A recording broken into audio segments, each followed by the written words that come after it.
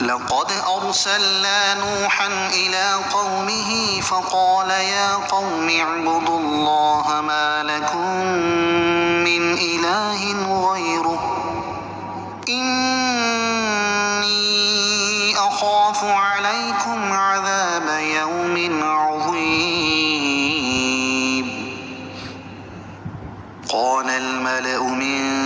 قومه لنراك في ضلال مبين۔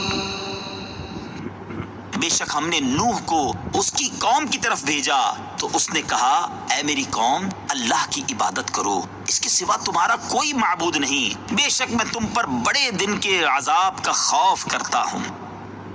اس کی قوم کے سردار بولے بے شک ہم تمہیں کھلی گمراہی میں دیکھتے ہیں۔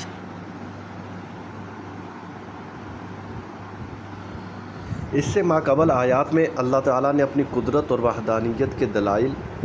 اور اپنی عجیب و غریب صنعتوں سے متعلق بیان فرمایا۔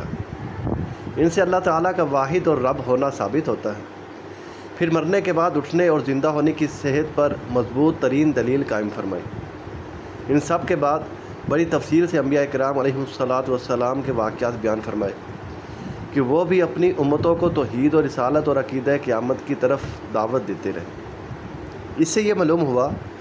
کہ یہ دعوت کوئی نئی نہیں بلکہ ہمیشہ سے انبیاء کرام علیہ السلام انہی چیزوں کی دعوت دیتے آئے ہیں۔ پھر اس کے ساتھ اس بات کو بھی بار بار دہرایا گیا کہ انبیاء کرام علیہ السلام کی دعوت کے انکار کو معمولی نہ سمجھا جائے بلکہ پہلی امتوں کے احوال کو پیش نظر رکھا جائے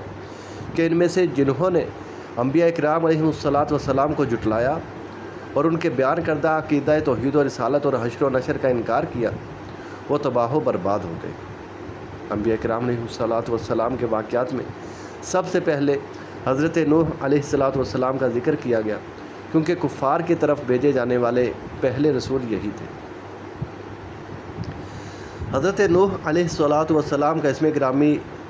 یشکر یا عبد الغفار ہے اور آپ علیہ السلام حضرت ادریس علیہ السلام کے پڑپوتے تھے۔ آپ کا لقب نوح اس لیے ہوا کہ آپ کثرت سے گریہ وزاری کیا کرتے تھے۔ 40 یا 50 سال کی عمر میں نبوت سے سرفراز فرمائے گئے۔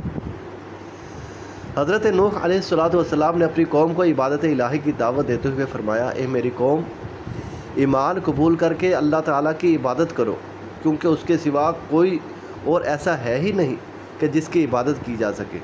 وہی تمہارا معبود ہے، اور جس چیز کا میں تمہیں حکم دے رہا ہوں اس میں اگر تم میری نصیحت قبول نہ کرو گے اور راہ راست پر نہ آؤ گے تو مجھے تم پر بڑے دن یعنی روز قیامت یا روز طوفان کے عذاب کا خوف ہے۔ انبیاء کرام علیہ السلام کے ان تذکروں میں سید عالم صلی اللہ تعالیٰ علیہ وآلہ وسلم کی نبوت کی زبردست دلیل ہے کیونکہ حضور پر نور صلی اللہ تعالیٰ علیہ وآلہ وسلم امی تھے۔ پھر آپ کا ان واقعات کو تفصیلاً بیان فرمانا بالخصوص ایسے ملک میں جہاں اہل کتاب کے علماء بکثرت موجود تھے اور سرگرم مخالف بھی تھے، ذرا سی بات